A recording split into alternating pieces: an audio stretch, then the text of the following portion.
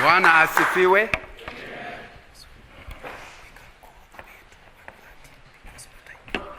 Grateful to God for opportunity to be in this meeting. I have not been here before, so I'm making history. What do you call this place? Bagamoyo? I was told that the shopping center was called Bagamoyo. Did they tell you something like that? Yeah, Bagamoyo. Now, in Kieni. Now, and to see young people from many places together just to learn God's word is something that is really wonderful. How many of you are currently university students? Hands up. How many of you are high school students? The others, where is it from? You finish university? Okay, at least that gives me an idea about the kind of group I have. Our discussion today is on relationship. Relationship is our topic.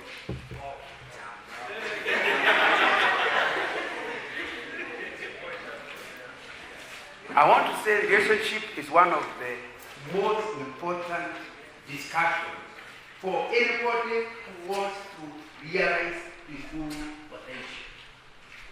You want to be a performer? You must understand relationship and be good at it. There are three things you normally require for you to be a high performer. Three things. But I will not talk about the other two. I will introduce them, but not talk about the other two seriously. Number one, for you to actually perform very well, and when I was in Shell, during the interview, that's what to look for. You need an analytical mind. We call it capacity to analyze, capacity to understand things. Without that capacity, it will be difficult for you to get very high. And I don't have enough time to deal with it. Unfortunately, when you talk about capacity, it's not a degree. You can have a degree, but you don't have an analytical mind. But to get a degree, all you require is to be able to repeat what the teacher said. And the better you are at repeating, the greater the age you get. Am I right? Yeah, because he teaches you. If you repeat what he told you, you pass, isn't it? An analytical mind is different.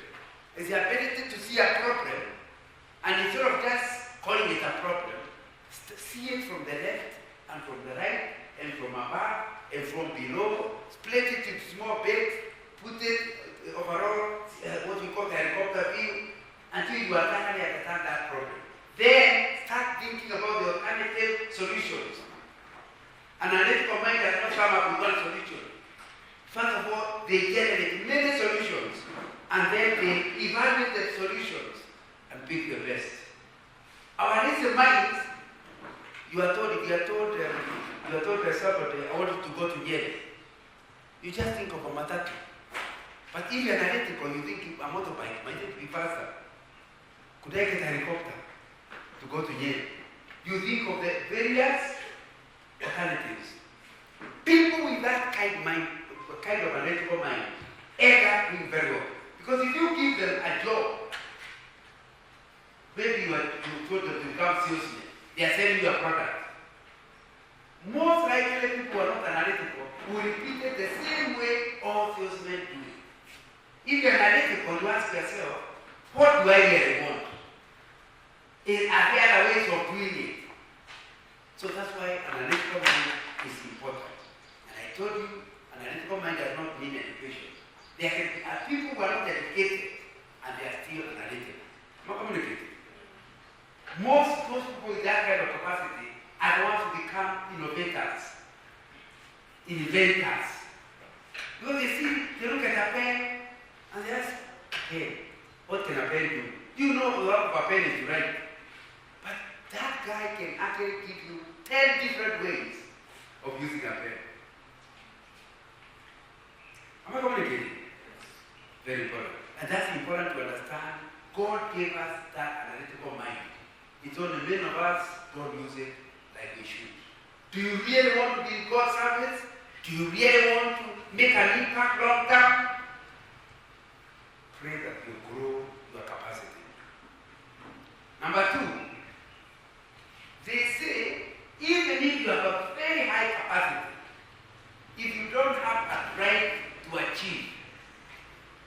unfortunately self-motivation, you can't go very far. The unfortunate thing is that people are so good in capacity, but they give up very easily. In other words, he has got through, but to implement what he has got through requires the ability to get self-motivation. You know, some of you seated here are better compared to a wheelbarrow. A wheelbarrow is a very important thing, especially on the farm. So we are in a rural place. So you understand a wheelbarrow, am I right? Now, a wheelbarrow is very important. You can get a big, I come from Nyandara, you can get a big bag of cabbages. You can't carry them. But if you have somebody, please help me, and you put it on the wheelbarrow, you can take it all the way to the roadside where the buyer can get it. Just because of a wheelbarrow. Let me tell you the wickedness of a wheelbarrow. If, as you are driving it, or you're going with it, if somebody calls you, and you stop it there, and you run, when you come 3 years later, you will be there. Wheelbarrow has to be moved. It can't move. So, some people seated here are very wheelbarrows. They only do what you tell them. They get saved, and you tell them it's good to go to a Christian union. As long as you call them, they go. The day you don't show up, they don't go. So why did you go to see you? But you never reminded me. They don't think of reminding themselves. Because they are. And there are many people you think it's a young people's problem. You find when people, I'm over 70 years old, and you find some of my age mates are wheelbarrows. There's nothing they can think to. Things have been done this way. He can't think of a different way of doing things. He doesn't really ask himself, okay, for 70 years I've been doing it this way. What about if I try? That's capacity. But then the question is, will I move it? When you are 70, you say, for sure I'm good. I'll do nothing. So there are people with 70 years, grandparents, who are doing apparently nothing because they are wheelbarrows. So you can't achieve much. People who are high performers, who are working their high potential, who are benefiting this earth, are people who not only have capacity, but they have a self-drive. They do not require anybody to move them. They are something we call resilience. What is resilience? Resilience is the ability to fail and yet rise up from failure. People without that self-motivation, like I was telling somebody a little earlier, they find somebody to blame, they don't try again.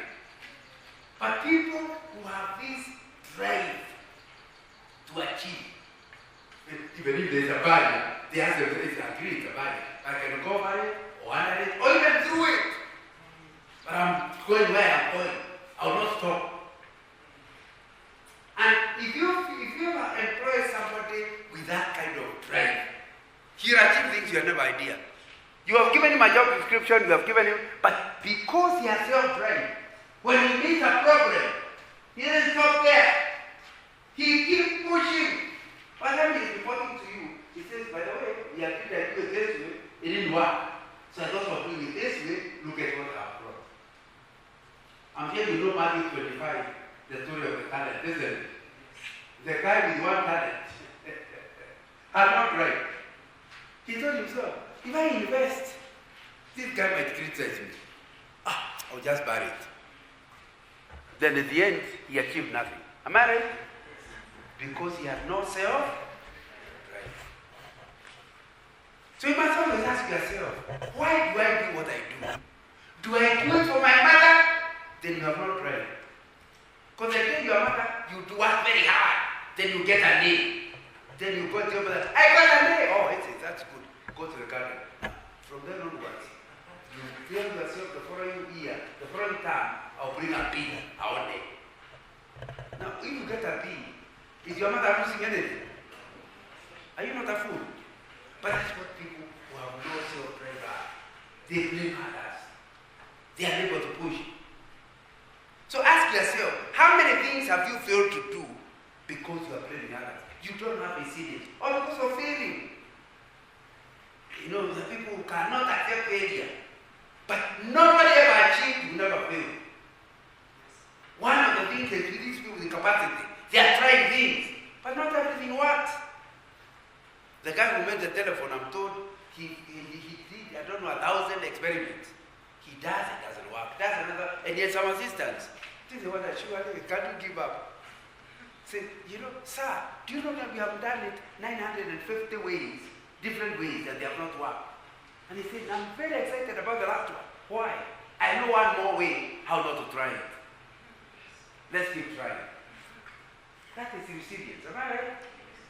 So you need to understand if you are, however, my topic today is relationship.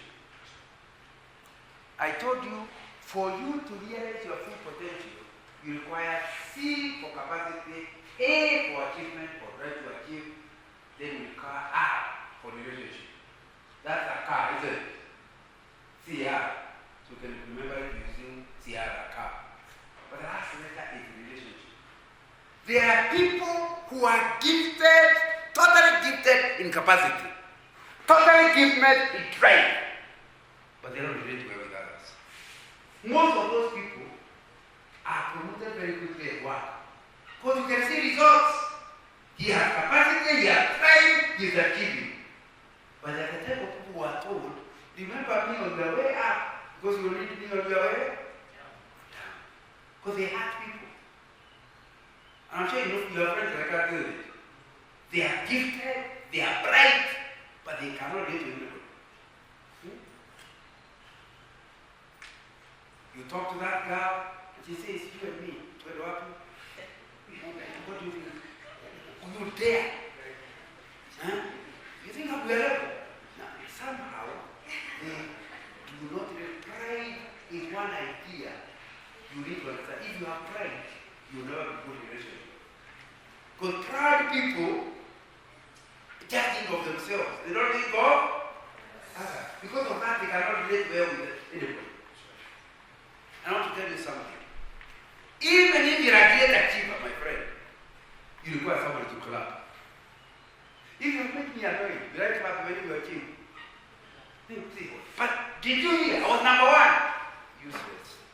It doesn't add up to my friend. So you need to understand, if you have pride, my friend will relate with no one. Some girls are very beautiful. Okay, beauty is in the eye of the beholder. But many people think the girl is beautiful. But because of being told that was her, she was a young girl, she now thinks that everybody thinks she is beautiful. They forget the statement. Beauty is in the eye of the beholder. So, when you come and greet everybody, don't greet them. Say, how can you greet all these ugly sisters?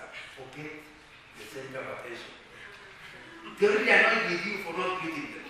Because they thought that before you greet anybody else, you must greet them fast. So by the time you greet them, they're already rude to you for greeting others before them. My friend, the moment you have pride, you have invited yourself to trouble. Because you are going to end up with a lot of challenges, relational challenges.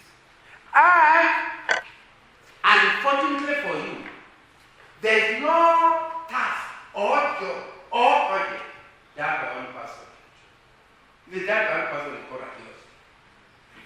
You can't run a business of one person unless it is chaos, and chaos means a small thing. If you want to become a big businessman, you must employ people. Am I right? You must have customers. Those are human beings. You must have suppliers. Those are human beings. So if you don't know how to relate with your customer, don't relate with your supplier, don't know how to relate with your staff, it is equal to failure. I said, but how can he fail? He is so gifted internally. He has such a drive to achieve. But everybody he employs resigns in 3 days. The suppliers, they bring product, and after they have brought the product, they are coming for their check. And they say, you think the only job I do here is writing your checks? Go! And this is a person who sold to you, and you are being rude. Yes, from that moment, he will be looking for somebody else who can buy his product. Man, within no time, your shop will be empty. Because there's no item to sell. Because all your suppliers are on strike.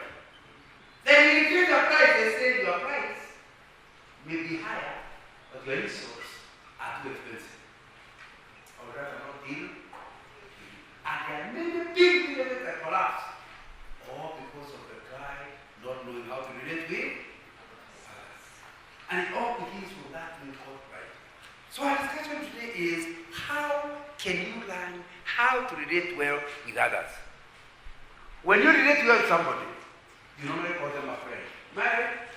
So you need to talk about friendship. And my prayer is that you discuss that God will help you to see that it's not what's happening, you know. If you are good in relationship, three things follow. You will be a good witness, a good evangelist. So you will bring more people to the kingdom. When you are not good in relationship, you will throw away the sheep from God's people. So it's important to know how to relate well, even for kingdom, God's kingdom purpose.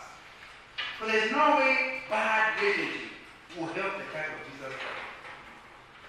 For you in school, the Christian will be proud. You are like a chairman who is rude, and many people are going to just keep disappearing. My wife said they will go to their legs. They don't argue, they just stop coming. See how they are bothered with their legs. You just see the group getting smaller and smaller.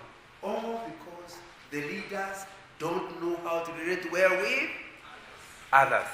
And it's a very, very important issue. So my prayer and hope is that as we discuss this topic, God in His wisdom will help you to see that it's not something you can ignore.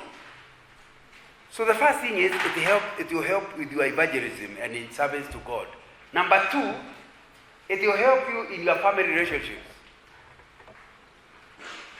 I know your brother is your brother. You can prove it with DNA. You have the same family man. But it's not necessarily your friend. Friendship requires good relationship, isn't it? Your brother can even be an enemy. Some kill each other. So if you don't know how to relate well, there will be trouble right at home. So you have already got a problem in ministry, you will have a problem at home, but thirdly, you're also going to have a problem at work. Whether you are self-employed or you are employed somewhere, you end up with a problem at work. So that's why we are saying it will be an issue that you certainly need to deal with and ask the Lord to help you long term. So it's one of those topics which you have to pray all your life that the Lord teaches you how to handle it and how to deal with it in such a way that God's kingdom through you actually grows. A dictionary defines a friend as a person, not necessarily a relation. In other words, not necessarily a relative, or being a relative does not make you a friend, but one who one knows and likes well. He's a friend, you know him and like him well. Also, you regard him as a helper and you regard him as your sympathizer. So, a friend is a person who is kind to you, and a friend can never be a competitor. The moment you are competing with me, you are not friends. Because your winning is my loss. Are we together? So we can never be friends. Of course, we can pretend to be friends. That's called pretend. In reality, you want to celebrate when your friend does well. You feel nice. Hey, you became number one, wonderful. Although you became number one. But you are excited that your friend became. That if you start feeling great when your friend wins, that is truly not going to be. Anybody you feel like, how can they beat me? That's not a friend, that's a competitor. So I'm trying to define friendship. You understand the people you relate with well are people whom you regard. A friend has also been defined as an intimate associate. Intimate associate. Because for intimate associate means somebody you associate with at a very personal level. What that means is that with a friend, you have not confidentiality. You share with them. Why?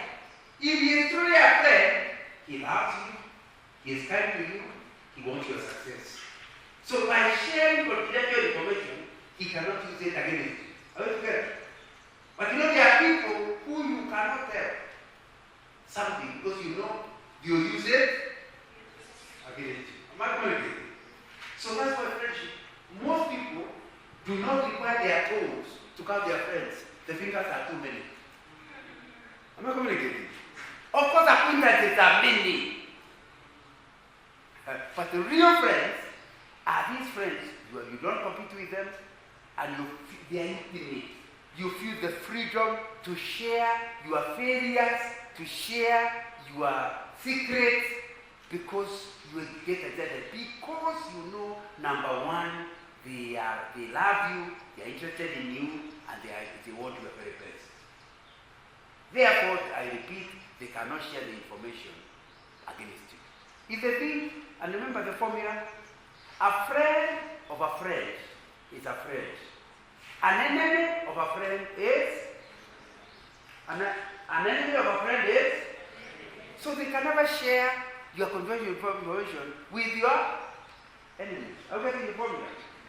That's really what you're talking about. So you need to come to say, do I have friends like that? If so, how many do I have? Please understand that you cannot force anybody to be your friend. It's voluntary. I have written another book which I don't have just here called Friendship. The book is called Friendship. Next time you are near a bookshop anywhere, or you can Google them up and find out where they are. They are my distributors. You can ask them for a book on friendship. And in that book, this is I'm defining a friend, I try to define an enemy. Who is an enemy? My book defines an enemy as a former friend. If you have never met, ever, you cannot be my enemy. For me to be my enemy, it means to not actually result. So an enemy is a former friend. There's a time my daughter, before I retired, I was in Amsterdam for some workshop. And my daughter said, because she was doing German, she told me, hey, when you are there, please look for she gave me the title of a book, a German book, which of course I couldn't even read. So I was carrying a paper. So after the course, before settling in the hotel, I started moving in the tower. After some time, it was dark. And I said, how can I allow myself to be outside when it is dark? I was getting afraid when I remember. I have no enemy in Amsterdam. Look, an enemy is? And since I have not had a friend, I have no enemy. I'll get to the point. So I was able to shop and go back to my hotel room. An enemy is? That teaches you three things. Number one, that you be very careful with your friends. Because your current friends are your future potential enemies. Yeah. In fact, I was very surprised. One of my friends, his wife died. You're not sure who killed her, but he was coming home and found just about the entrance. Somebody had followed the wife and shot her dead in the car. He was coming, he found the wife in the car, and everybody around. And he saw the wife, he took in the car and ran to North Hospital. In North Hospital, they are trying to save her life. She died. Just when they were now settling the body to be put in the mortuary, we found some guy talking to him and saying, he told me that the police, when we are settled, I would like to talk to you. Said about what? The children are alone at home. Says, before you can go to your children, I want to talk.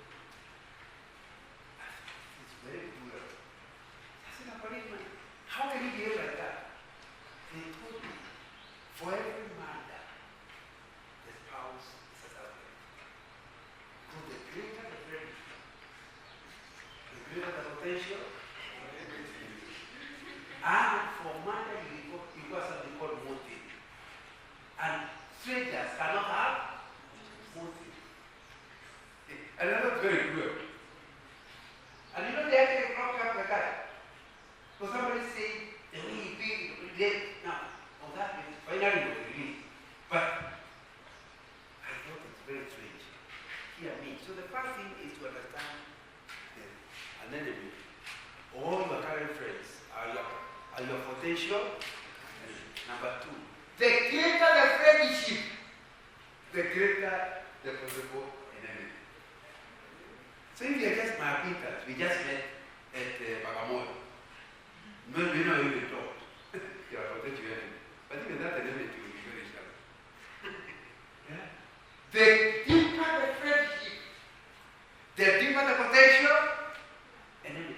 That's why when it's a marriage, they're so deep that people don't just become shallow. They go to the other extreme and become enemies. And if you understand that, that's why you need to work at the friendships, especially the deep friendships. Don't allow them to cool down, because they will not just cool down, they will become enemies. And it's important. Thirdly, still on this point of enemy, is to understand that it is harder to regain an enemy into friendship than to retain him as a friend. How complicated?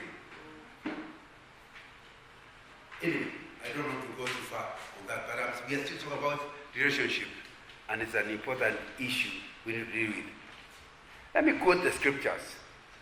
Proverbs 27 verse 6. Wounds from a friend can be trusted, but the enemy multiplies kisses. In other words, how do you know a guy is a friend? I'm passing, then I step on you. And yeah, it's my friend, you are stepping on me. Oh, I understand that. You haven't even explained. But you believe there's no way I can have meant to act. It was accidental. But if this guy is your enemy, and he targets you, it's already a fight. Because you know this one is deliberate. He wanted to act. Okay, I understand about friendship. But the Bible is saying, the wound by a friend you can withstand it. So you need to have people you are so sure of that even if they hurt you, the pain is not as much. You know, the greater pain is normally not the pain, but the thinking about the pain. Am I right? Yes. When I started school in 1958, I remember one of the things I remember about school in the 1950s was, of course it was during colonial era, is the beating. You know, you are given your back, and the pain. But the pain you could withstand as a boy. The trouble is, you have not done nothing wrong. The teacher comes and wants to beat the whole class.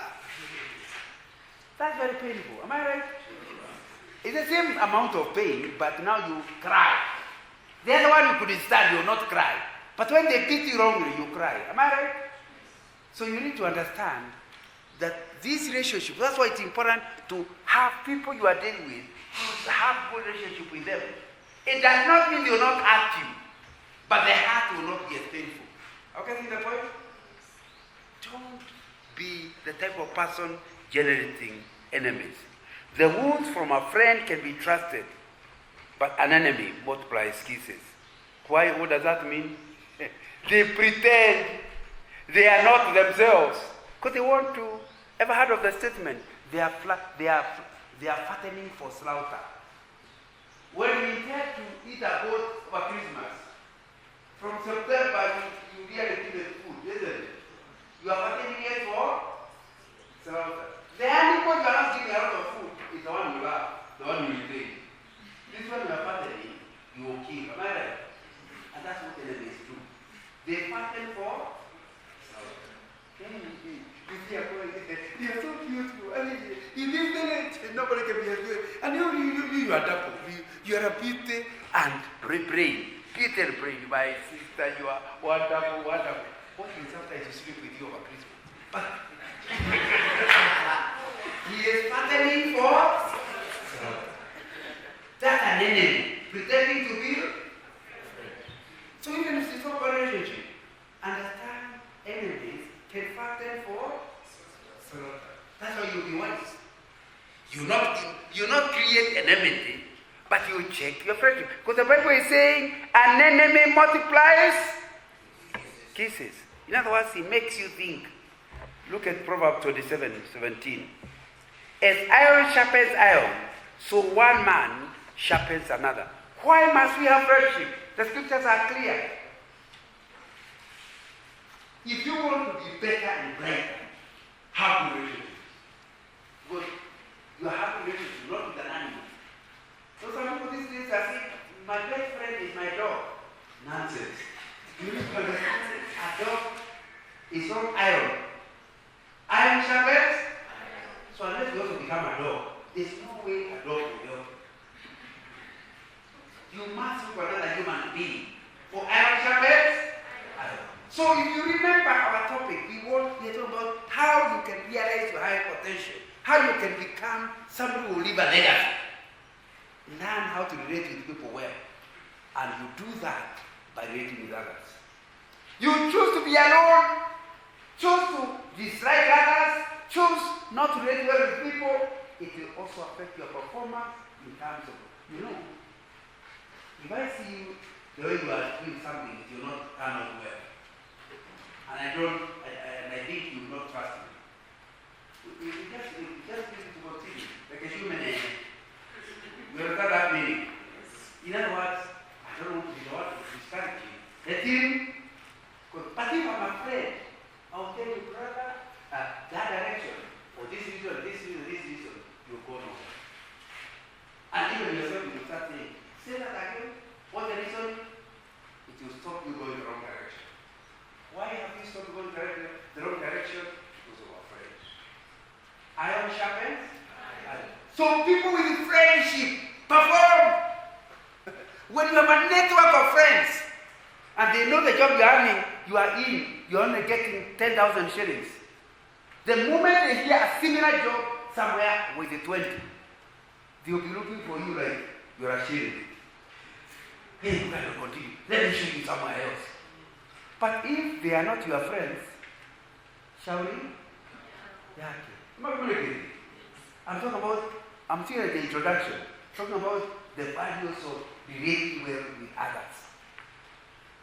They're the ones who will show you, who will tell you things. Whether it is business or it is performance in other ways, it always depends on relationship with others. People who relate well with others go places, and the others continue moving around with the same story. So the choice is yours. Be a proud guy, full of himself, on the way to nowhere. Am I clear? So it's important to understand how critical this is. So the word of God is coming out very, very clear. Iron sharpens iron. So one man sharpens another. Should also say one woman sharpens another woman.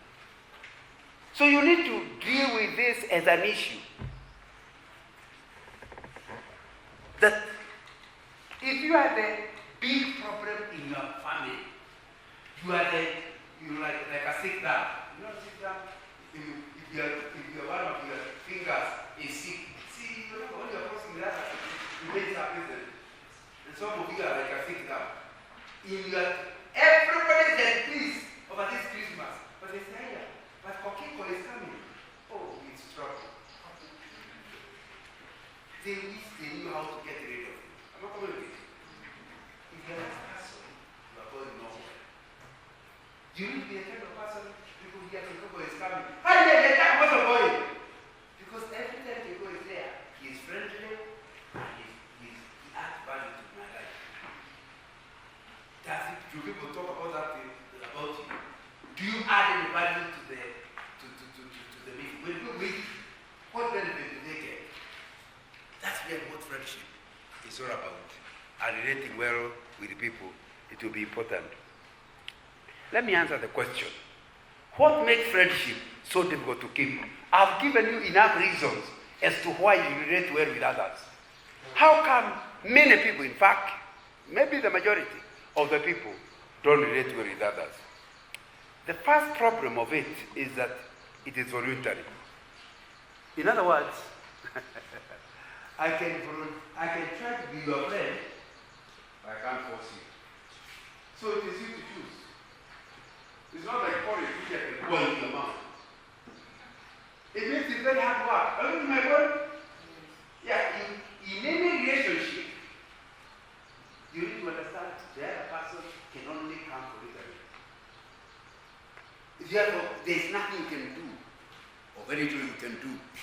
for the relationship to become what you want it to be. Number two, the power in a relationship is tilted to the target of your friendship.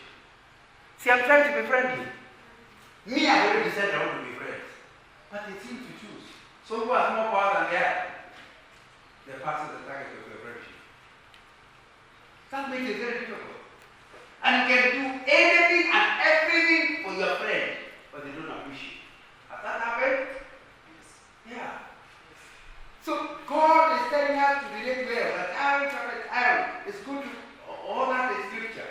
But the real thing, reality on the ground, you require both help.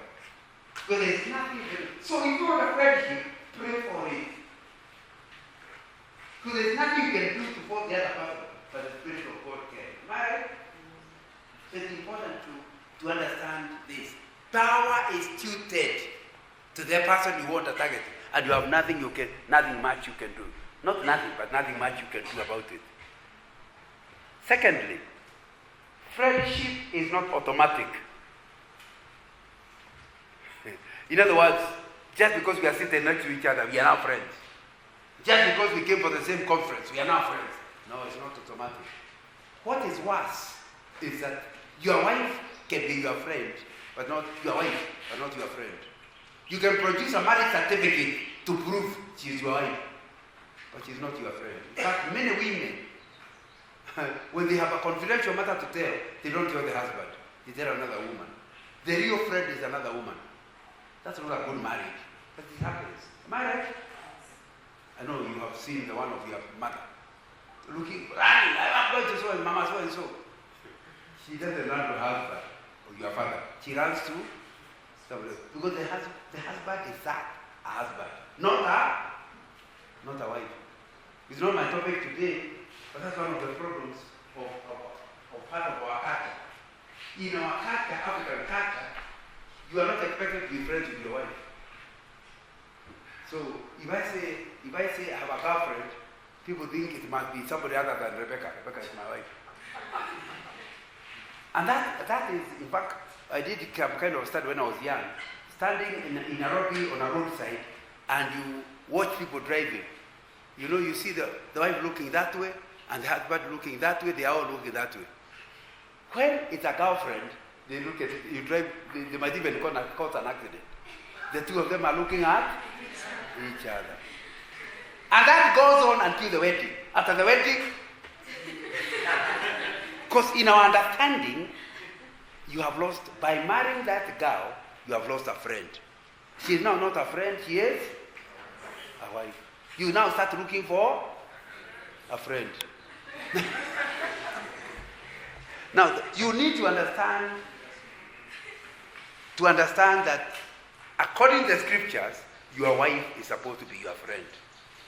In fact, supposed to be your priority friend. But here I'm telling you, it's not automatic. It's not automatic. Nobody can, even your son. Like now, your father is your father. You can prove it with DNA. But he's not your friend.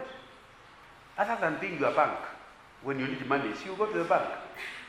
So your father is your bank. Because where I go to the bank, the manager doesn't want to be my friend. Sini pesa yangu. So you feel your father must pay school fees. Friendship, that's another issue. So if your father wants friendship with the son, he has to work at it.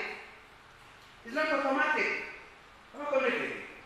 Yeah, your subordinate in the place of work are not necessarily your friend. They obey you. Yes, sir, and they are wishing you are dead. You need to understand. You need to understand is that friendship doesn't come into it. Friendship is not automatic. You must work at it. You know? Next, friendship is not permanent. And that's worse now. In other words, by the time you marry that girl, you are friendship, you are wishing, the man is saying, when you say too long, when you later, 2 years later, you only come home on Tuesday. The friendship dies. Because friendship is not permanent. So what that means, and make it very difficult.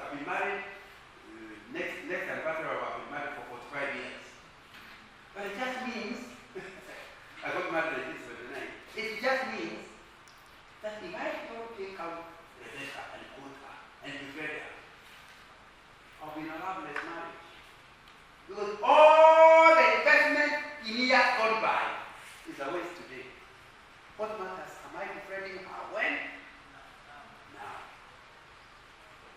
So don't assume, this guy has been my friend since 35. Yeah, true. That is true. For a long now. How you relate with him. Friendship is not permanent. It doesn't continue. It depends. That's why, for example, I left Alliance 50 years ago. I did my form 4, 1971, and then 1973.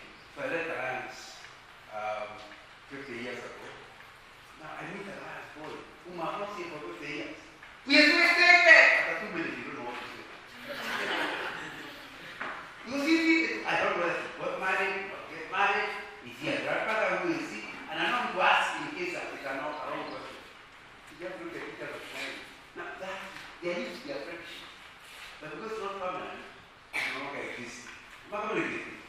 So if you really want friendship, you have to work at it all the days of your life. It's not something that you think now I can stop, I can give up on it. So, from all I have said, it means that friendship requires a lot of investment.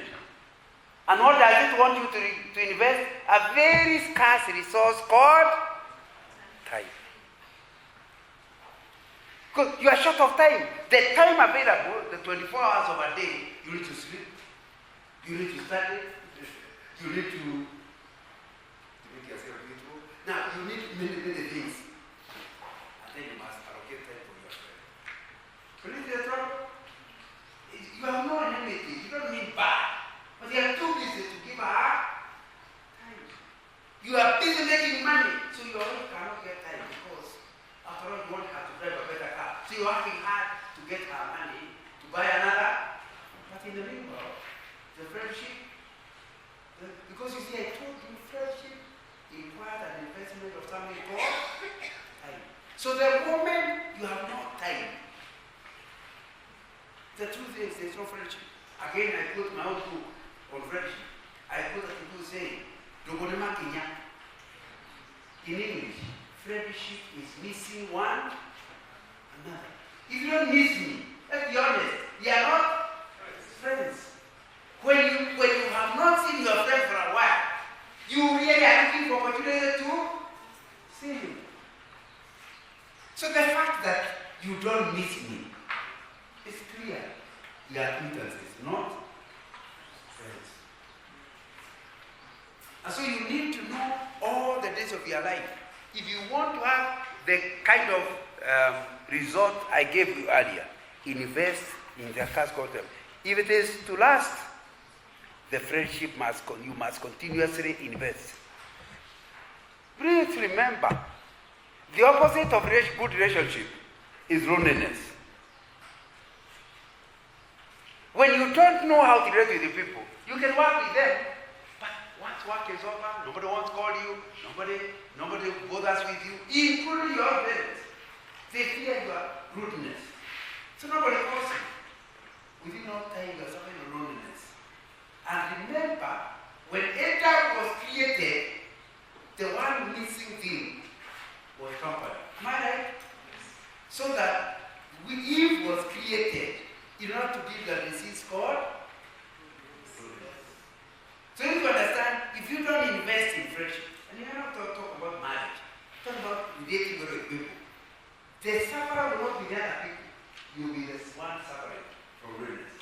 And loneliness is a cause of something called psychosomatic disease.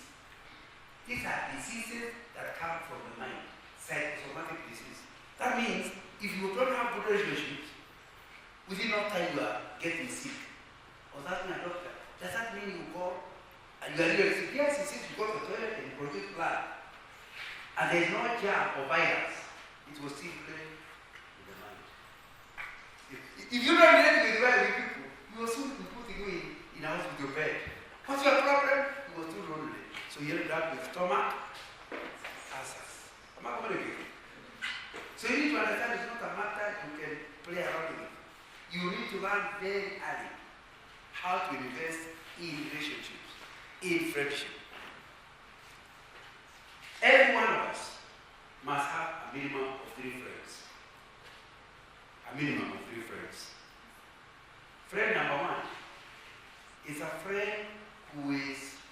your mentor.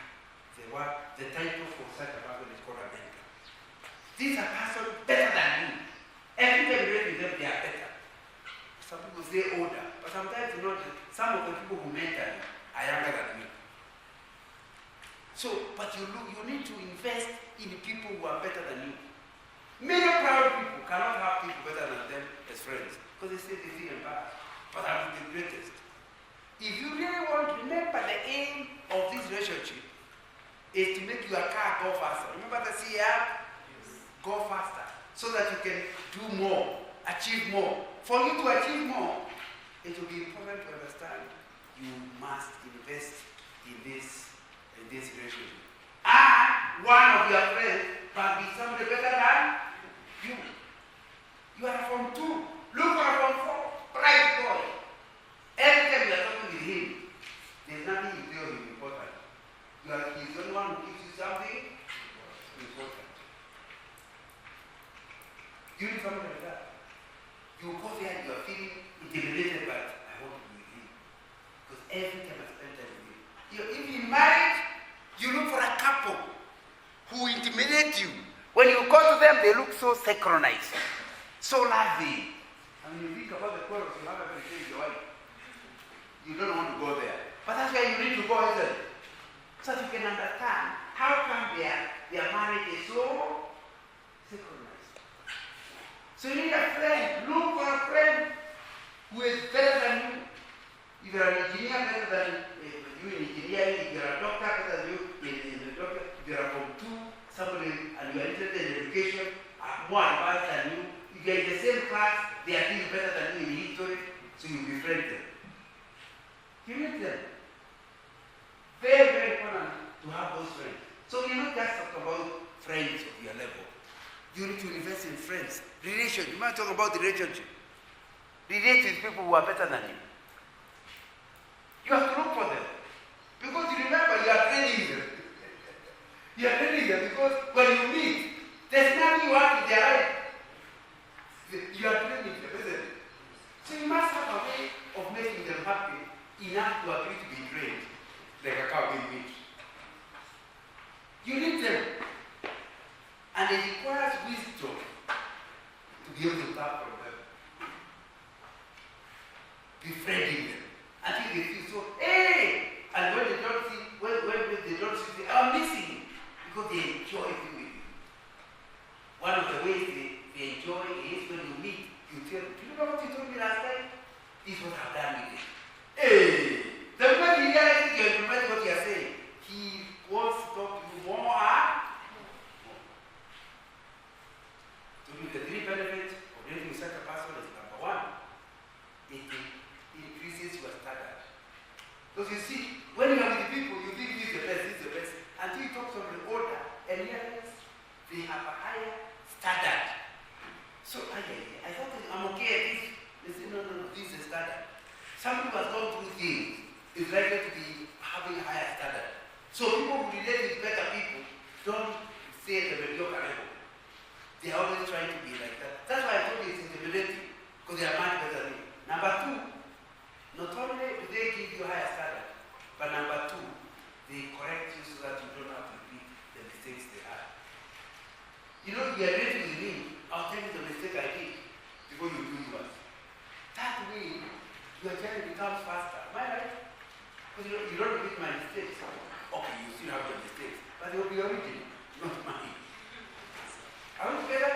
Yes. So that's why so when you have a friend like that, it means your journey is faster.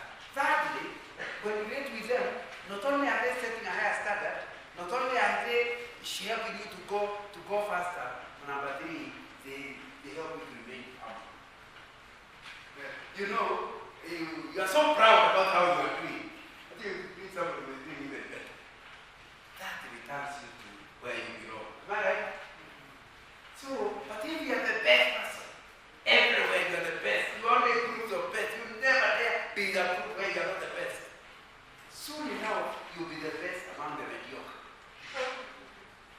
You know, in the days we were in school, there was a school called Harambe. Some of the ministers called Arigo, the band. For Harambe schools were schools begun by villagers but they could not afford government teachers. So they used to have, like when I finished from 4, I was already looking for a job as a teacher. When I finished from 6 again, I thought they could not afford trained teachers. So they still could do well. So if you are number 1 in Harare school, you everyone is proud. We clap for you. You get prizes. When the final national exam is done, you are in that division. Those ladies go to that division. But you are still number 1. Remember, you are number 1 among the mediocre. Am I communicating? So you need these other people who can make you see the world is bigger. Things are better than you thought. That's the first type of a friend you need. And you need him all the time. Even now. For example, I am not a very old grandfather. I need to learn what is expected of a grandfather. How do you deal with your in-laws, your children, your son-in-law, your daughter-in-law? These are things I have to talk to other people to see how they handle theirs. How will it? Otherwise, I will do my mistakes, but theirs. It's important to invest in those kind of issues. The next friend type, is a person who is not as good as you. You already know. So we normally call him a mentee. In other words, don't wait for mentees to look for you. Look for them yourself. Who is a mentee? A person whom you invest in. A person whom you love and wish they could even surpass your performance.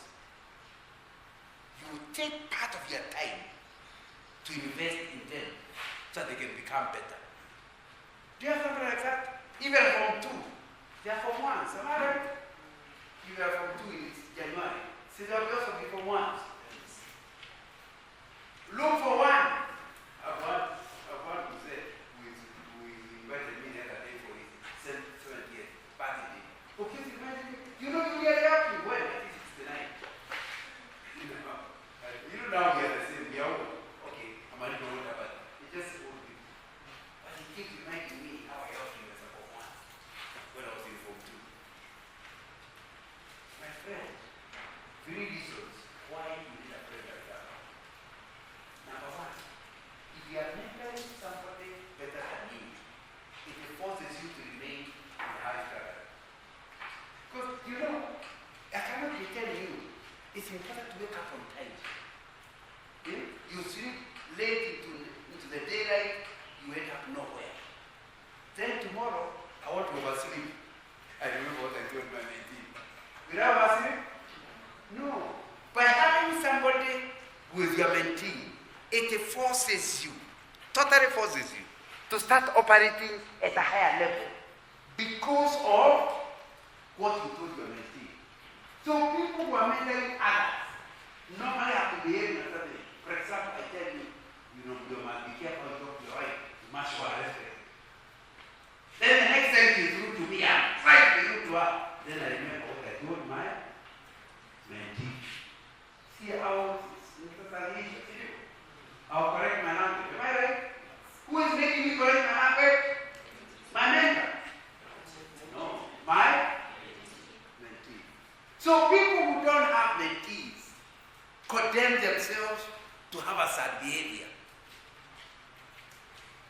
Number 2, when you are mentoring someone, he makes you have to do revision. Because the person is asking you, like someone asking me about how to handle a baby, and my last one is about 40. Now, I have to do a lot of revision. Am I right? So, when you mentor somebody, he forces you to do revision, to know things that you are passed through. He asks you a question, what did you to think about God's goodness when you were in your younger days? Are we together? And by doing the revision, it allows you to check, but am I performing as the things I learned when I was young? Or am I repeating things God corrected me when I was young? And all this is being caused by the questions the mentee is asking, forcing you to do homework and check. I mean, what can I do?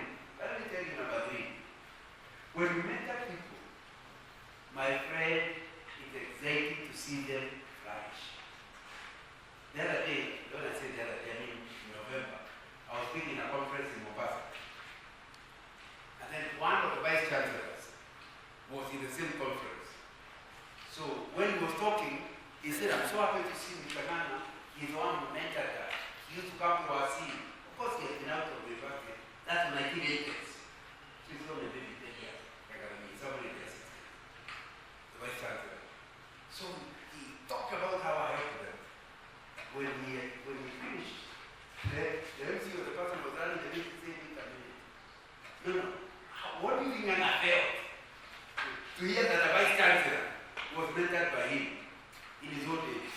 And he's right. It's a very nice feeling that you did not waste your time. Even you yourself never became a Vice Chancellor. What could it? You are thankful to God that could use you to motivate somebody to become higher than. What could it? So if you want to enjoy the old age, invest in mentoring. What could it? Yeah. The reason they're not part of it, I was mentoring in 1969. I'm mentoring somebody who is now senior pastor Samuel. And he's remembering what to say. You know, that's 55 years ago. He keeps reminding me. So it's important to understand. When you come to network and you're investing in these young people, you are going to meet in Kuala Lumpur. Hey, Linus, you remember you came to that place called Bagamoyo. And if you tell you things, you are forgotten. And that time the devil is whispering to you. And then the story makes you know what is happening. And you're not being helped by a mentor, you're being helped by a mentee. So you those friends. Invest time in people whom you are building. You bring them a training. They get nothing out of them. But it's something you're investing in them. They'll be a harvest time.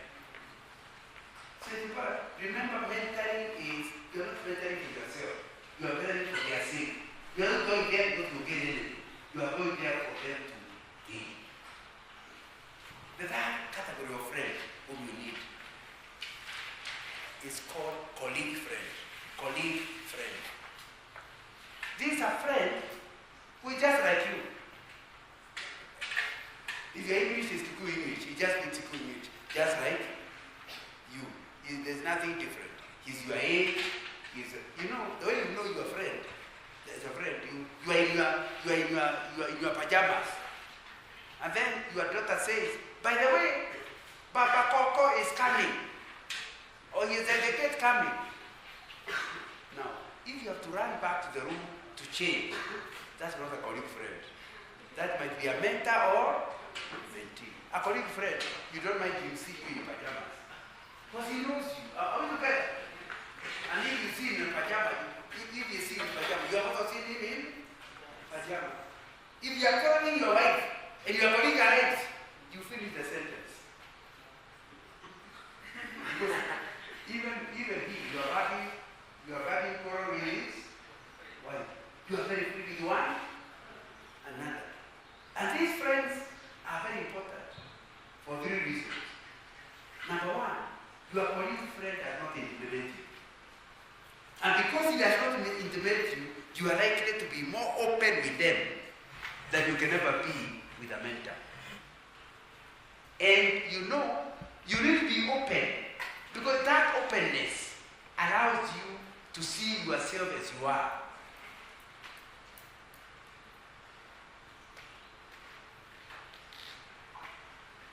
It's important to understand that all of us have things that are called black spots. Black spot means you can't see yourself. You know, even in a mirror, you cannot see your blogata. Touch your blogata. You have no idea where blogata is. Have you ever seen it? No. All of us have blogata. It's a friend with you. By the way, the hair is getting gray. If you are,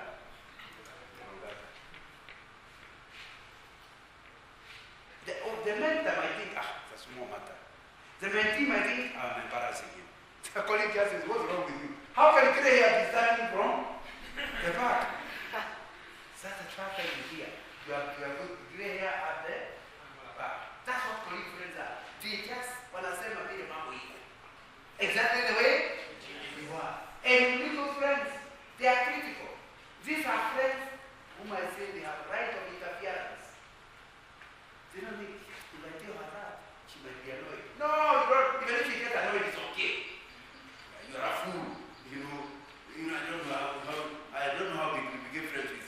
It's your set of food. How can you do that? Why? How can you dare do that? Because he knows you'll be angry and you'll back. He is so sure about the friendship. He can tell you off. He has the right of.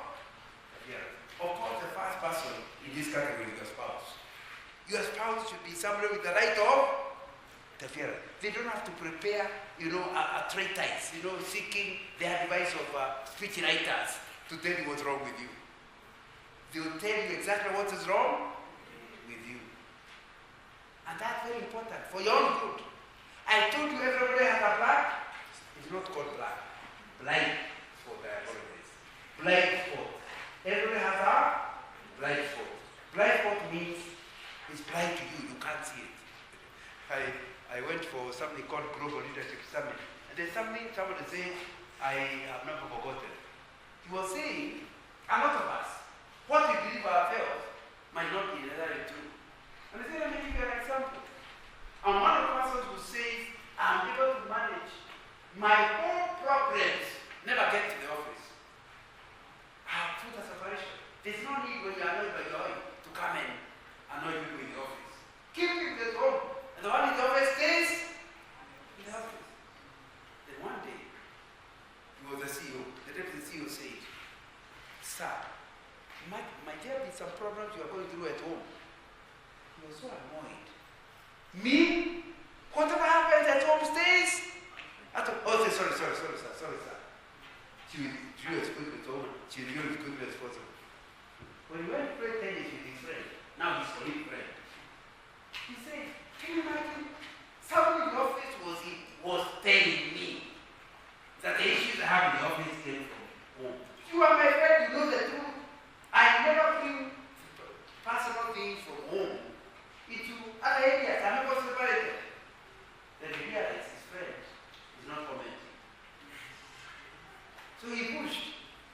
Just tell me, don't you actually agree? He said, you really want me to be honest with you? Yes, that's why you're my friend. We all know when things are bad at home. Even here in the tennis field, we know. But now that it was coming from his colleague friend, he knew it is. And he had always believed that he had managed that. That's my friend. Who made his strength is his weakness. His strong area, that area is weak area. But he doesn't know.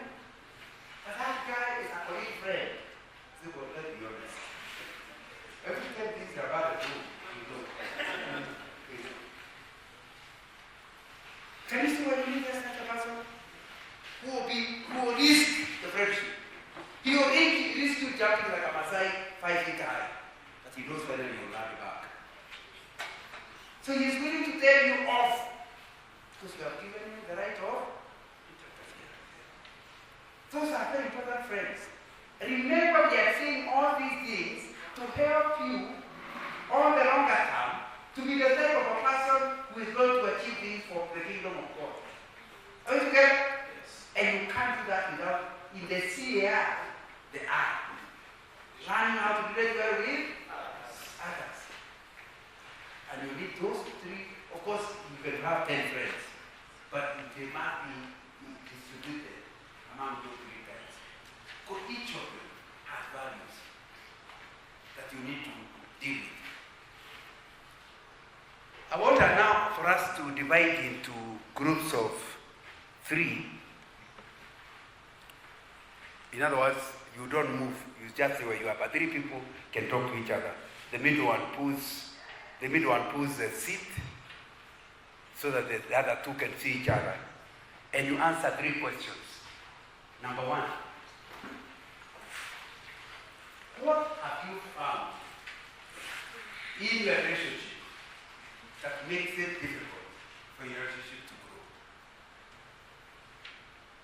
What have you found in your relationship that makes it difficult for your relationship to grow? Question number 2. What can you do to overcome those challenges? What would you recommend somebody does to overcome those relational challenges?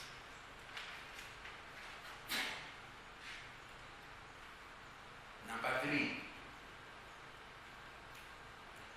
Give an example of a friendship, either yours or somebody else. If you don't want to tell us yours, tell us somebody else, which you admire. And tell us why you admire that friendship. It can be yours, it can be with somebody you know. So are friends and are really admired for two or three reasons. So that we have examples of good relationships. Why you have them? Pick your other two. Who are you sitting with? You are not supposed to move. You just stay where you are. Okay, if there is a difficulty, you can become four. If somebody is left alone, you can become four. You have only 10 minutes from now. You don't have a lot of time.